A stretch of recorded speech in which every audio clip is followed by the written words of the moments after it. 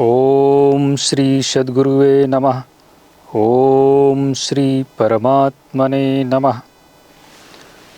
भगवत गीता से सनातनम संस्था के जो कार्यकर्ता हैं वे सनातनी हिंदू भाई बहन जो भगवत गीता के प्रचार प्रसार का कार्य करना चाहते हैं, जो सनातन धर्म के उत्थान का कार्य करना चाहते हैं, उनके लिए भगवत गीता से एक विशिष्ट संक्षिप्त पाठ्यक्रम बनाया गया है, जिसमें आपको शार्ट में भगवत गीता के जो मुख्य मुख्य सिद्धांत हैं, सनातन धर्म के जो मुख्य मुख्य सिद्धांत हैं, आप जब समाज में सनातन धर्म पर बात करेंगे, लोगों को सनातन धर्म भगवत गीता समझाने का प्रयास करेंगे, तो समाज के लोग जो आपसे प्रश्न करेंगे, उन प्रश्नों को ध्यान में रख करके भगवत गीता के जो मुख्य श्लोक हैं उनको चयनित करके इस पाठ्यक्रम में रखा गया है। आज इसका 20वां भाग है। आप देखें, आज का विषय जो चल रहा है वह है वर्ण व्यवस्था। हमने कहा बड़ा एक महत्वपूर्ण प्रश्न, जिसके विषय में बहुत सारी भ्रांतियां हैं सनातन धर्म के लोगों में भी, और जो सनातन धर्म को नहीं मानने वाले लोग हैं, दूसरे पंथों के लोग हैं, उनमें तो ये भ्रांतियां बहुत हैं। तो इसको स्पष्ट करना हमारा आपका कर्तव्य है। देखें, सद्गुरु स्वामी श्री अलगड़ानंद जी महाराज ने भगवत गीता की एक अद्भुत व्याख्या लिखी है, जैसी वास्तविक व्याख्या जो परमात्मा श्री कृष्ण कहना चाहते थे। क्यों? क्योंकि भगवान श्री कृष्ण महायोगेश्वर, संजय भगवत गीता के अध्याय 11 के पहले श्लोक में कहता है, एव मुक्त्वा ततो राजन महायोगेश्वरो हरिः।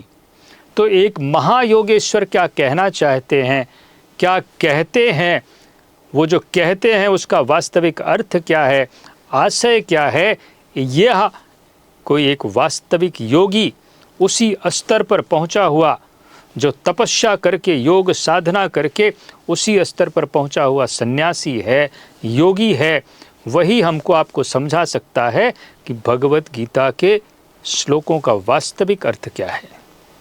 आज आप देखें अध्याय 18 का श्लोक नंबर 45 जो वर्ण व्यवस्था से संबंधित है। चैप्टर 18 श्लोक नंबर 45। इस श्लोक को आप देखें, भगवान श्री कृष्ण कहते हैं, बड़ा महत्वपूर्ण श्लोक है, स्वे स्वे कर्मणि। इसको मैं आपके लिए संधि विच्छेद करता हूं, स्वे स्वे कर्मणि अभिरतः, अभिरतः, अपने अपने कर्म में लगा हुआ। कौन सा कर्म? भगवत गीता का कर्म। आपकी जो क्षमता है उसी स्तर से यदि आप इस भगवत गीता के कर्म में, अर्थात जप में, ध्यान में, साधना में, महापुरुष सन्यासियों की सेवा में लगते हैं, तो भगवान कहते हैं स्वे स्वे कर्मण्यभिरतः। आप शूद्र स्तर की क्षमता वाले हैं तो उसी स्तर से आपको इस आराधना में लगना है। वैश्य स्तर की क्षमता वाले हैं तो उसी स्तर से लगना है। ये नहीं कि हम क्षमता शूद्र स्तर की है और नकल करने लगे हम महापुरुषों की, सन्यासियों की, ब्राह्मण स्तर वालों की। नहीं, तो भगवान कहते स्वे स्वे कर्मणि अभिरतः। क्या मिलता है? संसिद्धिम लभते नरः। परिणाम सबको वही मिलता है। क्यों? क्योंकि जो शूद्र स्तर से प्रारंभ करता है, वहीं से आगे बढ़ते हुए वही साधक वैश्य, वैश्य से क्षत्रिय, क्षत्रिय से ब्राह्मण, और फिर ब्राह्मण के भी आगे संसिद्धिम, परम सिद्धि परमात्मा का साक्षात दर्शन करता है। तो ऐसा नहीं है कि जो शूद्र स्तर से प्रारंभ करेगा वो वहीं पड़ा रहेगा, वही व्यक्ति आगे बढ़ेगा। तो हर व्यक्ति इसी भगवत गीता के कर्म को अपनी क्षमता, अपने स्तर पर, केजी का बच्चा केजी में एडमिशन लेता है तो फिर वही प्राइमरी में, फिर वही 10th में, वही 12th में, वही आगे ग्रेजुएशन करता है और पीएचडी भी वही करता है। एडमिशन उसको वहीं से लेना है। तो प्रारंभ हर व्यक्ति शूद्र अवस्था से करता है। आपकी जैसी क्षमता है उसी क्षमता के अनुसार इस भगवत गीता के कर्म को करते हुए यदि हम आगे बढ़ते हैं तो संसिद्धिम, परम सिद्धि परमात्मा को प्राप्त करेंगे। कैसे? अब भगवान कहते स्वकर्म निरतः सिद्धिम, अपने अपने कर्म में लगा हुआ, यथा सिद्धिम परम सिद्धि अर्थात लक्ष्य मोक्ष परम पद को व्यक्ति कैसे प्राप्त करता है? भगवान कहते यथा बिंदति तच्छृणु, उसको मुझसे सुन। अर्जुन को भगवान कहते हैं कि कैसे अपने अपने कर्म को करता हुआ कोई व्यक्ति, वह किसी भी वर्ण में है, वह कैसे परम सिद्ध परमात्मा को प्राप्त करता है, वह मुझसे सुन। अब इसको और स्पष्ट देखें। भगवान कृष्ण कहते अपने अपने स्वभाव में पाई जाने वाली योग्यता, ध्यान रखें, पीछे आप स्पष्ट हो चुका है कि आपके स्वभाव में पाई जाने वाली जो योग्यता है वही आपका स्वधर्म है, वही आपका स्वकर्म है और वही आपका वर्ण है। तो अपने अपने स्वभाव में पाई जाने वाली योग्यता के अनुसार कर्म में लगा हुआ, कौन सा कर्म? भगवत गीता में भगवान श्री कृष्ण ने कहा नियतम कुरु कर्म त्वम यज्ञार्थात कर्मणोन्यत्र लोको अयम कर्म बंधनः। जो भगवत गीता में यज्ञ की प्रक्रिया बताई गई है केवल वही नियत कर्म है, उसी को करना है। सांसारिक कर्म के लिए भगवान कोई उपदेश नहीं देते। उसी कर्म में लगा हुआ मनुष्य संसिद्धिम, भगवत प्राप्ति रूपी परम सिद्धि को प्राप्त होता है। तो परमात्मा की प्राप्ति में सबका बराबर अधिकार है। केवल जो केजी में आज पढ़ रहा है उसको 15-20 साल लगेंगे और जो पीएचडी में है उसको पीएचडी करने में 2 साल लग सकते हैं, 3 साल लग सकते हैं। समय का अंतर है, केवल समय का अंतर है। जो देर से आराधना प्रारंभ करेगा उसको परम सिद्धि देर से मिलेगी। जो जल्दी प्रारंभ कर दिया है, जो आपके पिछले जो 10 जन्मों से कर रहा है उसको परम सिद्धि जल्दी मिलेगी। जिसने इस जन्म में प्रारंभ किया उसको भी मिलेगी, परंतु 10 जन्मों के बाद। वह कितनी स्पीड से, कितनी गति से आराधना के पथ पर चल रहा है, भगवान के पथ पर चल रहा है, और कब प्रारंभ किया, ये दोनों महत्वपूर्ण है। पहले भी भगवान ने कहा इस कर्म को करके तू परम सिद्धि को प्राप्त होगा। कौन सा कर्म? अर्जुन, शास्त्र विधि से निर्धारित कर्म। शास्त्र कौन सा? कोई अलग शास्त्र नहीं ढूंढने लगे कि यहाँ भगवान वेद की बात कर रहे हैं कि उपनिषद की कि रामायण की। जब भगवत गीता में भगवान श्री कृष्ण शास्त्र की बात करते हैं तो इसी भगवत गीता शास्त्र की बात कर रहे हैं। शास्त्र विधि से निर्धारित यज्ञार्थ कर्म, वह कर्म जिसके द्वारा भगवत गीता का यज्ञ पूर्ण होता है। भगवान कहते उसी को कर।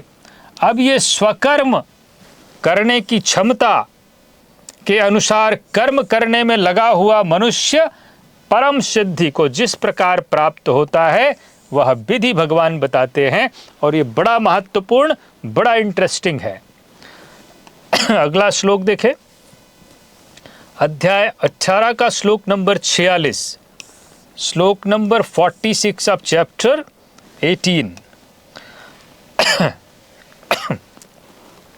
भगवान श्री कृष्ण कहते हैं यतः प्रवृत्तिर्भूतानाम, यतः प्रवृत्तिर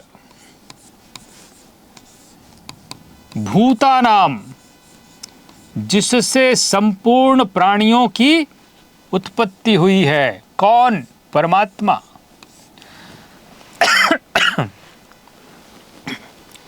येन सर्वम इदम ततम, जिससे यह संपूर्ण जगत व्याप्त है। ततम अर्थात व्याप्त है, जो इस संपूर्ण सृष्टि को व्याप्त किए हुए है। कहीं पर भी ऐसी जगह नहीं जहां परमात्मा न हो, परमात्मा का तेज न हो।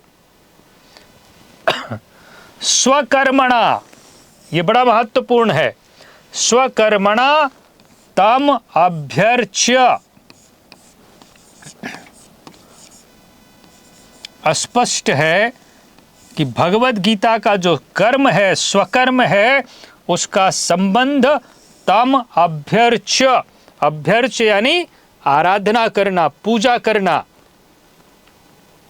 तो भगवत गीता के कर्म का सीधा संबंध परमात्मा की आराधना से है। और हमारे समाज में क्या कह दिया कि एक वर्ग विशेष भगवान की आराधना नहीं करेगा, दूसरा वर्ग किसी दूसरे देवता की पूजा करेगा, तीसरा किसी तीसरे देवता की, चौथा किसी चौथे की। ऐसा कुछ नहीं है। सनातन धर्म में हर अवस्था वाला व्यक्ति, ये सामाजिक वर्ण व्यवस्था हमने कहा ये विकृति है, इसका कोई स्थान नहीं, न भगवत गीता में न किसी शास्त्र में। भगवान स्पष्ट निर्देश दे रहे हैं, स्वकर्मणा तम अभ्यर्च्य। तम अर्थात उसी परमात्मा की। कौन सा परमात्मा? जिससे यह संपूर्ण जगत व्याप्त है, जिससे संपूर्ण प्राणियों की उत्पत्ति होती है, उसी परमात्मा की आराधना कैसे करना है? स्वकर्मणा, अपनी क्षमता के अनुसार। एक चीज का ध्यान रखना है, हमें नकल नहीं करना है, अपने से 10 साल आगे वाले की नकल नहीं करना है। हमें अपनी क्षमता से जहां हम हैं वहीं से आरंभ करना है। तम अभ्यर्च्य सिद्धिम विन्दति मानवः। यहां पर ध्यान दें, सिद्धिम विन्दति मानवः। परम सिद्धि परमात्मा की प्राप्ति के लिए केवल एक कंडीशन है, मानवः। यदि आप मनुष्य हैं तो आपको परमात्मा की प्राप्ति हो सकती है, होगी। कैसे? इसी विधि के द्वारा, स्वकर्मणा तम अभ्यर्च्य। तो ऐसा नहीं है कि एक वर्ण के व्यक्ति को किसी देवी की पूजा करनी है, किसी वन देवी की पूजा करनी है, वैश्य वर्ण को किसी अन्य की पूजा करनी है, क्षत्रिय वर्ण को किसी और की। ऐसा कुछ नहीं है। सभी वर्ण अर्थात सभी क्षमताओं के व्यक्तियों को एक ही परमात्मा की आराधना करनी है और सबको परम सिद्धि परमात्मा की प्राप्ति होगी। क्रम क्रम से चलना है। इसको और स्पष्ट देखें। भगवान श्री कृष्ण कहते हैं, जिस परमात्मा से यावन मात्र जीव जगत की उत्पत्ति है, यतः प्रवृत्तिर भूतानाम, जिससे यह संपूर्ण जगत व्याप्त है, येन सर्वमिदं ततम, उस परमेश्वर को स्वकर्मणा तम अभ्यर्च्य, उसी परमेश्वर की अपने स्वभाव से उत्पन्न कर्म करने की क्षमता। स्वकर्मणा का अर्थ है अपने स्वभाव से उत्पन्न कर्म करने की क्षमता। हमने कहा पिछले जन्मों में यदि आप आराधना कर रहे हैं तो अब धीरे धीरे आपका वह स्वभाव बनता है, और कोई 20 जन्मों से कर रहा है तो उसका स्वभाव और उन्नत होगा। तो अपने स्वभाव से उत्पन्न कर्म करने की क्षमता, इसी को भगवान श्री कृष्ण ने स्वकर्म कहा, इसी को स्वधर्म भी कहा।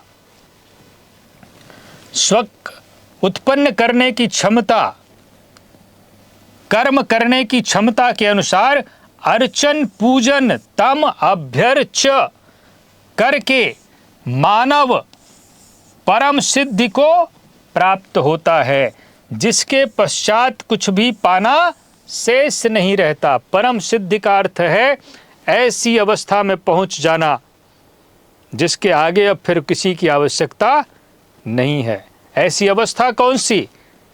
परमात्म स्वरूप, परमात्म भाव, उसी परमात्मा में विलीन हो जाना, जो इस सृष्टि की अंतिम सत्ता है, जिसके आगे फिर कुछ नहीं, जो सृष्टि में हमने कहा पराकाष्ठा की अवस्था, संसिद्धिम, जिसके बाद कुछ भी पाना शेष नहीं रहता। स्वभाव में क्षमता शूद्र श्रेणी की है, अर्थात आपने आराधना की शुरुआत ही इसी जन्म में किया, जप तप ध्यान, अब शुरुआत कर रहे हैं, अल्पज्ञ हैं, साधना की विधि को नहीं जानते, कर्म करने की जो क्षमता है वह आप में शूद्र श्रेणी की है, आराधना करने की क्षमता प्रारंभिक अवस्था में है। तो भगवान कहते हैं शूद्र श्रेणी की है, तो सेवा स्तर से जो महापुरुष हैं, जो योगी हैं, जो सन्यासी हैं, उनके सानिध्य में रहना, उनके निर्देशों का पालन करना, उनकी सेवा करना, यहीं से आरंभ होगा। लेकिन पूजा उसी परमात्मा की होगी। ऐसा नहीं है कि शूद्र वर्ण में, शूद्र श्रेणी में है तो वो फिर किसी और की पूजा करेगा। पूजा उसी परमात्मा की करनी है। भगवान कहते हैं तत्व रूप से सर्वत्र व्याप्त है, जो परमात्मा तत्व रूप से सर्वत्र व्याप्त है, उसी की आराधना सबको करना है।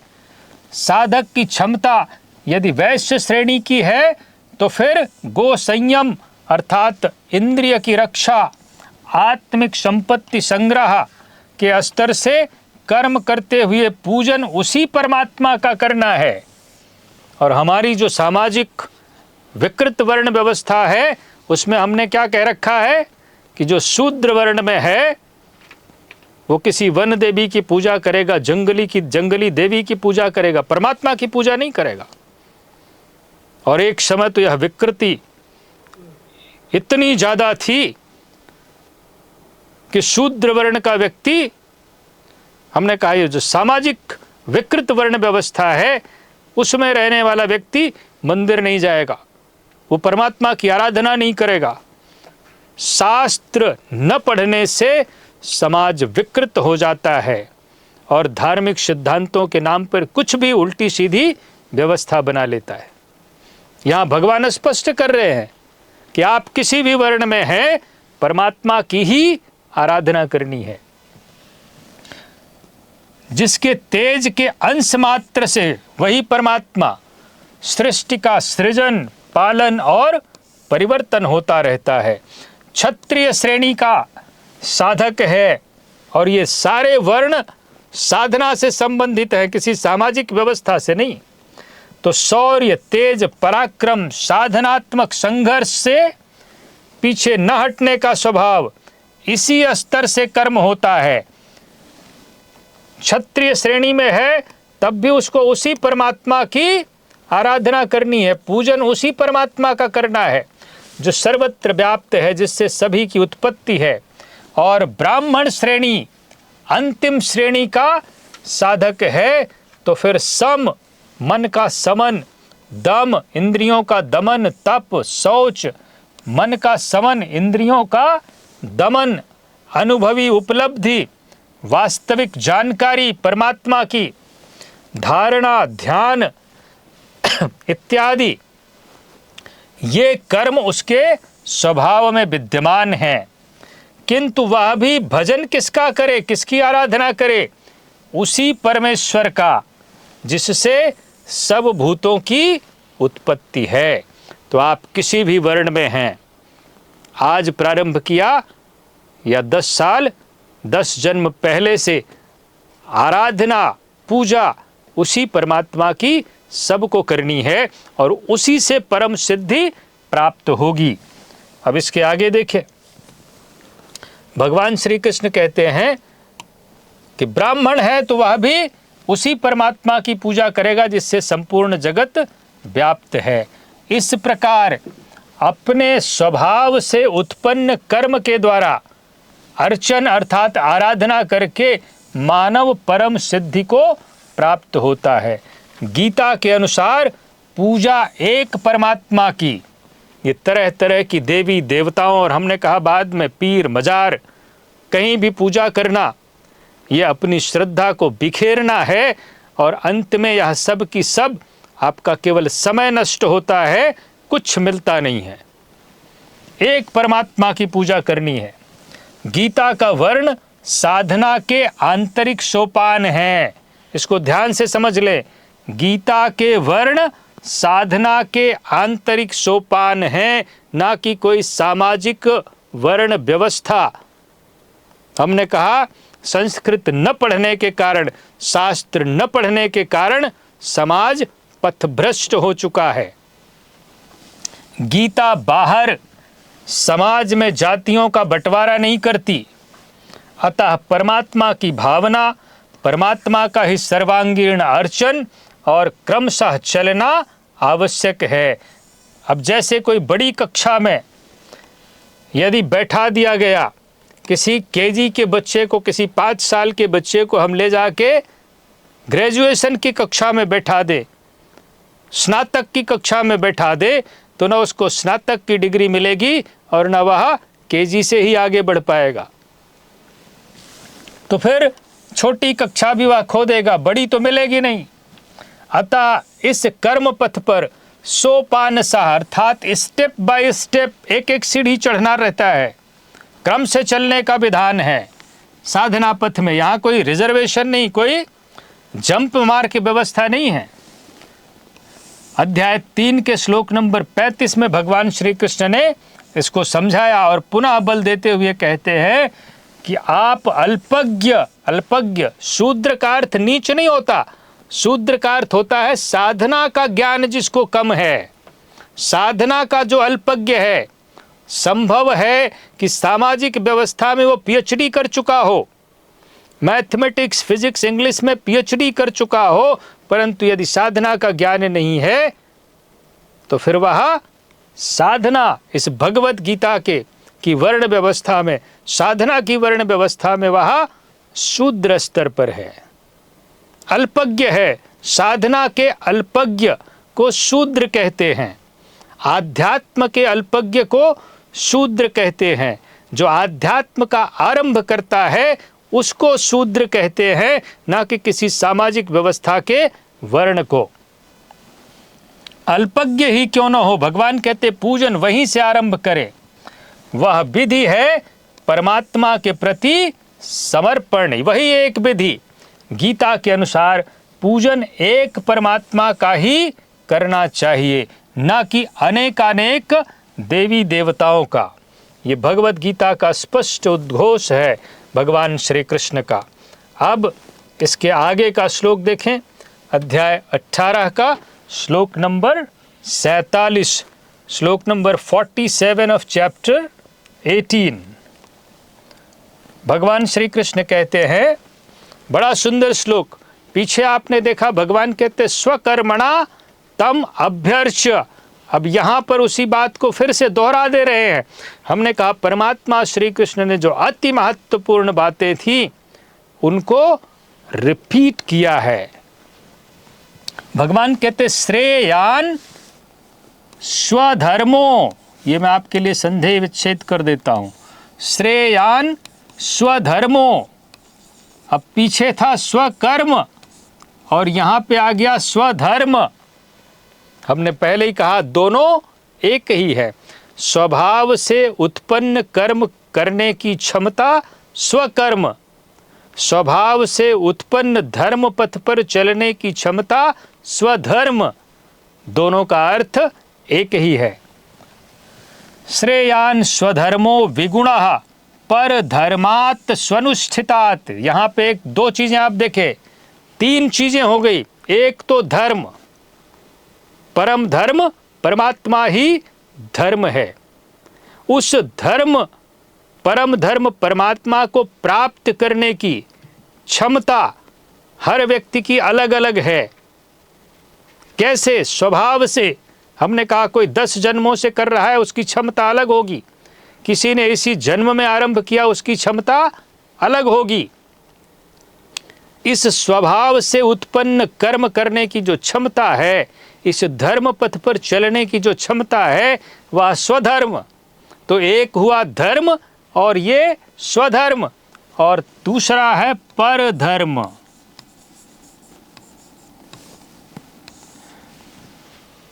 हमारी क्षमता अलग है और जो 10 जन्मों से कर रहा है उसकी क्षमता अलग है। तो ये जो दूसरे की क्षमता है उसको भगवान ने कहा परधर्म। तो धर्म, स्वधर्म और परधर्म, हमें अपने धर्म, अपनी क्षमता के अनुसार, भले वह निम्न श्रेणी की हो, हमने कहा केजी में शुरू करेंगे तभी पीएचडी करेंगे, और पीएचडी वाले की नकल करके हम केजी में एडमिशन न करा के बच्चे को ले जाके पीएचडी में बैठा दें तो दोनों नहीं मिलेगा। डर जाएगा, भयभीत हो जाएगा कि ये क्या है। और वही बच्चा जब केजी में पढ़ रहा है तो बढ़िया एंजॉय करता है, खेलते हुए, कूदते हुए, कार्टून देखते हुए पढ़ लेता है, सीख लेता है और आगे बढ़ जाता है। और हम अचानक उसको ले जाकर के पीएचडी की क्लास में बैठा दें, मोटी मोटी किताबें देख करके वह डर जाएगा और कभी उस पथ पर चलेगा ही नहीं, वो शिक्षा ही नहीं ग्रहण करेगा। तो इसी प्रकार से यदि हमारी क्षमता आज से हमने प्रारंभ किया तो फिर हमें किसी महापुरुष के साथ में रहना, उनकी सेवा करना, उनके सानिध्य में रहना, सत्संग करना, जैसा वो निर्देश दे वैसा थोड़ा मोड़ा टूटी फूटी आराधना भी, साधना भी कर लेना, ध्यान भी कर लेना, जप भी कर लेना, एंजॉय करते हुए। परंतु हमने सोचा कि ये महापुरुष तो बैठे ध्यान में, एक एक हफ्ते बैठे ही रहते, हम भी उनकी नकल करके बैठ जाएं, तो भयाक्रांत हो जाएंगे कि ये तो हमसे होगा ही नहीं, ये धर्म साधना हमारा काम नहीं, और छोड़ के आप भाग जाएंगे। तो ये पर धर्म, भगवान कहते हैं आपकी जो क्षमता है, भले वो गुण रहित है, नीचे की श्रेणी की है, आरंभ वहीं से करें। पर धर्म, दूसरे के धर्म का, दूसरे की क्षमता जो है उसका यदि हम नकल करते हैं, उसका आचरण करते हैं तो हमें कुछ नहीं मिलेगा। स्वभाव नियतम कर्म, बड़े ध्यान से देखें, स्वभाव नियतम कर्म, हमारी जो क्षमता है उससे जो, उसके द्वारा, अपनी स्वाभाविक क्षमता के द्वारा क्या करना है, नियतम कर्म। एक चीज ध्यान रखें, कहीं भागना नहीं है। जो भगवत गीता का कर्म है भगवान श्री कृष्ण ने सबके लिए नियत किया है, चारों श्रेणियों के लिए, कि शूद्र अवस्था पर हैं तब आप कैसे यज्ञ करेंगे, वैश्य अवस्था पर हैं तब आप कैसे कर्म यज्ञ करेंगे, ध्यान करेंगे, क्षत्रिय अवस्था पर है तब कैसे करेगा, और ब्राह्मण अवस्था पर है तब कैसे करेगा। सबके लिए कर्म को भगवान श्री कृष्ण ने निर्धारित कर दिया है, नियतम कर्म, बाहर कहीं ढूंढने की आवश्यकता नहीं है। और यदि हम ऐसा करते हैं तो क्या होगा, तो भगवान कहते कुर्वन् आपनोति, कुर्वन् आपनोति किल्बिषम्, कुर्वन् न आपनोति किल्बिषम्। यदि हम अपनी स्वाभाविक क्षमता से भगवत गीता के कर्म का आचरण करते हैं तो फिर हम पाप, किल्बिषम् अर्थात पाप, और पाप क्या है, बार बार शरीर धारण करना, जन्म लेना, मरना, दुख भोगना, यही पाप है। और अपनी आत्मा को मोक्ष की ओर, उत्थान की ओर ले जाना ही पुण्य है। तो भगवान कहते हैं यदि हम अपनी स्वाभाविक क्षमता से भगवत गीता में बताए हुए नियत कर्म, कार्यम कर्म, इसका आचरण करते हैं तो फिर हम पाप अर्थात आवागमन को प्राप्त नहीं होंगे। अब इस श्लोक का अर्थ हम आपको अगले सत्र में और स्पष्ट करेंगे। ओम श्री सद्गुरुवे नमः। ओम श्री परमात्मने नमः।